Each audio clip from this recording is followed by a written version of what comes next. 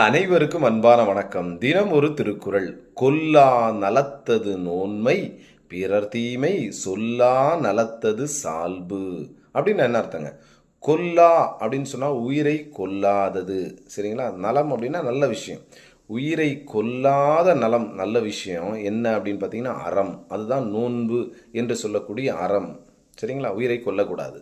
அதே போல பிறர் தீமை அடுத்தவர்களுடைய தவறினை சொல்லா நலத்தது சால்பு அப்படின்னு சொன்னோமா, அவங்க இப்படி இவங்க அப்படி அப்படின்னு சொல்லி பேசிக்கிட்டே இருக்கிறாங்க பாருங்க. பிறர் தீமை சொல்லா நலத்தது, அடுத்தவங்கள பற்றி குறையா பேசாமல் இருப்பது சால்பு அப்படின்னு என்னமா நிறை குணம். அதுதான் நிறை குணம் அப்படின்னு சொன்னால் நல்ல பண்பு. சரிங்களாம்மா, என்ன வார்த்தையை சொல்ல பாருங்க. சால்பு அப்படின்னா நிறை குணம், நல்ல பண்பு. சரிங்களா? நன்றி, வணக்கம்.